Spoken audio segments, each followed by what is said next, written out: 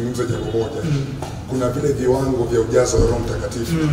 Angalau ninatamani uvigusie ili mtu aunganishe na hizi habari za Roho Mtakatifu anapojifunua kama roho saba za Mungu. Natamani uzungumzie angalau kwa ufupi vile viwango vya ujazo wa Roho Mtakatifu. Amen. Bwana Yesu asifiwe. Amen. Haleluya. Kuna viwango vya ujazo wa Roho Mtakatifu kulingana na ufunuo ambao tunapata kwenye kitabu cha Ezekiel. Ezekiel 47.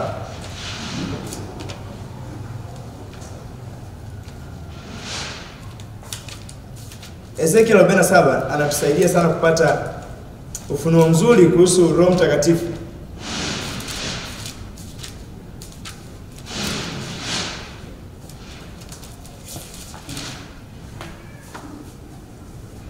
Kuanzia mstari wa kwanza, Ezekiel 47.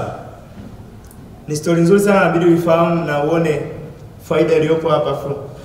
Itamsaidia sana mtu. Asante kwa sababu mtumishi ameuliza. Anasema baadaye akanileta nje mpaka lango la nyumba. Na tazama maji yalitoka chini ya kizingiti cha nyumba kwa njia ya mashariki. Maana upande wa mbele ya nyumba ulielekea upande wa mashariki. Nayo maji yakashuka toka chini ya upande wa kuume wa nyumba, upande wa kusini wa madhabahu. Ukisoma tu hilo inabidi usome kinabii na uone vitu hapa. Anasema maji yalitoka katika upande wa mashariki wa nyumba. Unafahamu Kristo ndo anatokea huko. Nyota yake inaonekana wapi? Mashariki. Kwa hiyo anayezungumziwa hapa ni Kristo, kitu kinachotoka ndani ya Yesu. Ni Roho Mtakatifu anatoka ndani ya Yesu. Umeona? Anazungumza sasa hivi, ndipo akanileta nje kwa njia ya lango upande wa kaskazini. Akazungusha kwa njia ya nje mpaka lango la nje kwa njia yake iliyoelekea mashariki. Na tazama maji yalitoka upande wa kuume. Na alipotoka mtu yule mwenye uzi wa kupima mikononi mwake kwenda mashariki, akapima dhiraa 1000, akanivusha maji yale. Maji yakafika mpaka viweko vya miguu. Kisha akapima dhiraa 1000, akanivusha maji yale. Maji yakafika mpaka magoti. Kisha akapima dhiraa 1000, akanivusha maji yale, yakafika mpaka viuno. Kisha akapima dhiraa 1000, yakawa mto nisioweza kuuvuka, maana maji yamezidi, maji ya kuogelea, mto usiovukika. Afu kiendelea kule mbele anamwambia je, umeona mambo haya? Umeelewa haya mambo?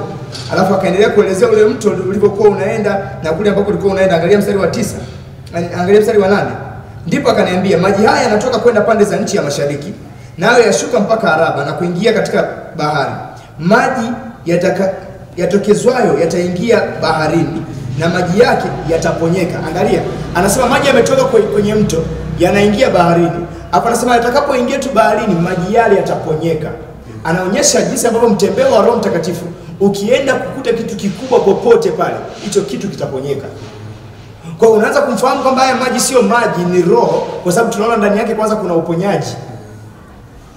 Anasema maji yale yataponyeka. Mstari wa 9 anasema tena itakuwa kila kiumbe yake kitasongamana nacho, kila mahali kitakapofika mito hiyo kitaishi. Kwa popote ambapo maji hayo yatafika, maji ambayo ni Roho Mtakatifu, popote ambapo hayo maji yatagusa, chochote kitakachoguswa kitaishi. Then anasemeje?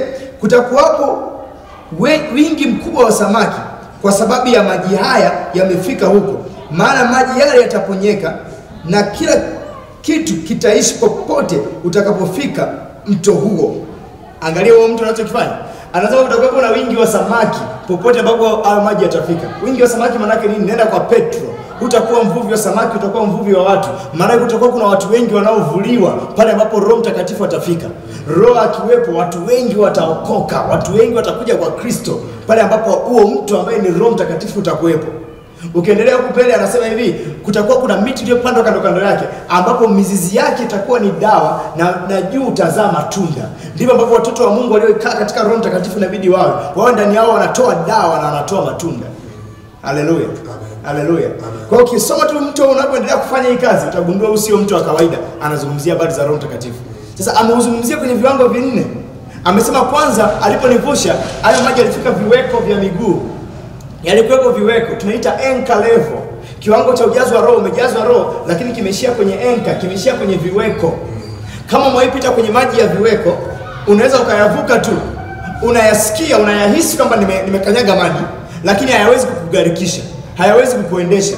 Hiki ni kiwango ambacho mtu anakuwa amepokea Roho Mtakatifu na anasikia kabisa nimepokea Roho Mtakatifu. Anasikia kama amejaa Roho Mtakatifu, lakini Roho Mtakatifu hamuongozi yeye ndo kama anamuongoza Roho. Roho Mtakatifu yuko ndani yako, lakini unajisikia tu kwamba Roho yupo, lakini ukiamua kutembea ndani ya maji unaweza kutembea tu. Bado una maamuzi yako, una fursa zako. Wewe unaweza ukaamua unachokitaka wewe mwenyewe. Fursa zipo tu. Mambo unayotaka, tabia zako bado zipo, zina manifest, zinaonekana, lakini una Roho. Tunakuona kabisa unanena kwa lugha mpendwa, lakini kuna tabia zako bado unajiamlia wewe mwenyewe. Roho bado hajawa kiongozi kabisa wa maisha yako, ingawa yuko ndani yako. Ile kwamba umepokea Roho imaanishi ndio shakuwa kiongozi. Umeona? Kisha akasema akamvusha tena akafika mpaka wapi? Magoti. Kama umefika kwenye maji ya magoti rafiki yangu, unafahamu ndio yanaanza kushindana na wewe. Kama ukuta mtu unatembea, maji yakafika magoti, kuna wakati anaweza kukuchukua. Hapa ndipo ambapo mtu unaanza kusikia ndani yako ukinzani kati ya mawazo yako na wazo la Roho Mtakatifu. Roho amekujaza ndani, unasikia kufanya cha kimungu na kufanya cha kwako, na wakati mwingine vinafanyika vyote viwili, unasikia vinashindana huku ndani. Paulo anasema vinashindana mpaka unashindwa kufanya unachotakiwa kufanya. Anasema mwili unashindana na roho anashindana na mwili. Ndio kwenye kiwango cha magoti unasikia ushindani, hapo kwenye knee level unasikia ushindani kati ya roho na wazo lako. Unaanza kujua kabisa mapenzi ya Mungu ni hiki, lakini mwili wangu na mimi nataka hiki. Lakini unakuta kuna wakati mwingine la Mungu linafanikiwa na wakati mwingine la mwili linafanikiwa. Kuna watu wa Mungu wanaishi hivyo. Paulo alifika kwenye hicho kiwango akasema, hii nimejikuta kile ninachotaka nikifanye sikifanyi, ila kile ambacho sikitaki ndio ninachofanya. Akasema mwili naye atakeni ukona mwili huu wa dhambi, kwa sababu ndani ya mwili wangu hakukai neno jema. Kuna roho ndani yake, ndani ya huo mwili ambao ni hekalu la roho, lakini pia kuna dhambi huko ndani. Unajikuta ni mtoto wa Mungu umebaki kwenye hicho kiwango. Haitoshi kuishia hapo. Niliongea kwenye mafundisho niliyozungumza kwa habari ya ujazo wa Roho Mtakatifu kwamba unapojazwa Roho kuna kitu cha kimwili kinakufa. Ndio hivyo unapoona umefikia kiwango cha kujazwa mpaka magoti, unaona kuna kitu kinashindana na wewe. Kuna kitu cha kimwili kinashindana na wewe. Unaenda unajazwa sasa kwenye kiwango kingine, anasema ukafika mpaka viunoni, tunaita waist level. Unajazwa Roho, unafikia kiwango ambacho kimefika kama kwenye viuno. Ukipita kwenye maji ya viuno aisee, hapa ni mara chache sana kukuta maamuzi yako yanafanya kazi. Ni mara chache sana. Kama unakuta kwenye mto unaotembea kweli, afu maji kukufikisha kwenye viuno, ni mara chache sana. Unaweza kweli, lakini mara chache sana kukuta maamuzi yako yanafanya kazi. Hapo ndio ambapo unakuta mtu maamuzi ya Roho Mtakatifu yamekuwa yana nafasi kubwa kwenye maisha yake kuliko maamuzi yake. Umejazwa Roho Mtakatifu mara kwa mara kiasi ambacho tabia za kimwili nyingi zimekufa. Roho Mtakatifu ana sehemu kubwa sana na wewe. Na kwenye eneo hili ndipo ambapo mnaelewana na Roho Mtakatifu. Ukianza kuongea na Roho Mtakatifu, Roho anachokisema na wewe unachokisema kinakuwa kama ni kitu kimoja. Kisha kunakuja kufikia kiwango ambacho anasema mto usioweza kuvukika, tunaita overflow. Umejazwa mpaka umefurika sasa. Ukiwa kwenye hicho kiwango, huo mto ndio unaokuongoza. Kiwango ambacho wewe ujiongozi hata kidogo, ni Roho anakuongoza. Ni kiwango ambacho unamkuta mtu akiingia kwenye maombi, haombi haja zake, anaomba haja za Roho Mtakatifu tu. Anaomba ajenda za Roho Mtakatifu. Amesha surrender kila kitu. Anamwambia Roho, maisha yangu yote ni ya kwako. Kila kitu nimekiacha kwako. Huyu ni mtu ambaye akiingia kwenye maombi anaweza kukaa masaa na masaa. Uweze tu kuelewa kwa nini amekaa masaa hayo yote. Anakaa masaa hayo yote sio kwa sababu kuna vitu anavihitaji, ila anapenda kukaa kwenye huo uwepo. Yeye anaongozwa na Roho kiasi ambacho ufahamu wake unaungika na Roho. Biblia inasema aliyeungwa na Bwana ni roho moja naye. Anaungwa na Roho kiasi ambacho kila anachokiwaza ndio ambacho Roho anakiwaza. Yaani hahitaji hata kusema Roho unasemeje? Wazo lake linakuwa wazo la Roho.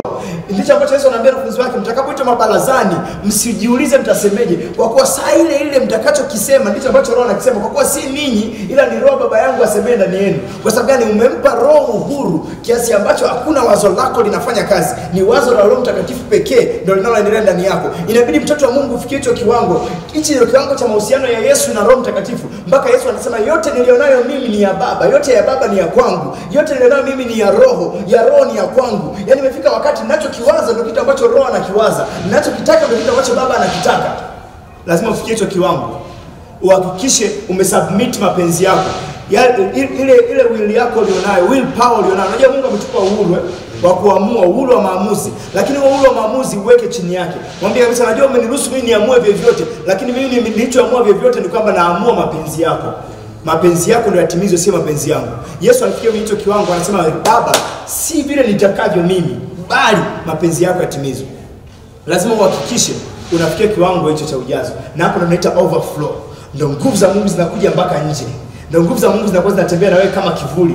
Unafahamu mtu akifunikwa kama kivuli, kivuli kinakuwa kimemzidi. Kwa hiyo anapotembea popote na watu wengine wakipita kwenye kile kivuli wanasikia nguvu za Mungu. Ndio hapo kivuli chako kinakuwa kinaponya kama kivuli cha Petro. Kivuli kikigusa watu wengine, overflow imetokea, kimeenda hadi nguvu zimeenda hadi kwenye kivuli. Akitembea tu kivuli chake kimejaa nguvu za Mungu. Hapa ndo ambapo mtu anaweza akakaa kwenye kiti, ukienda kukaa na wewe baadaye unajazwa Roho Mtakatifu. Kwa nini? Overflow imefikia. Hapa ndo ambapo unasikia muda wote mtu anatembea, anaongea lugha tu ya kunena kwa lugha, anaongea tu na Baba muda wote. Kwa sababu gani? Amefikia overflow, hakuna mapenzi yake. Hapa ndo ambapo Mungu anakuwa anadhihirika kupitia mwanadamu. Paulo anasema watu walikuwa wakimglorify God in me, watu wanamtukuza Mungu ndani yangu. Mungu anakuwa anatukuzwa ndani ya mtu, kwa sababu huyu mtu amejiweka yeye pembeni, ndio Mungu anaonekana tu. Ni Mungu anayeonekana lakini yeye haonekani. Lazima ufikie hicho kiwango cha kujiweka pembeni alafu Mungu haonekani.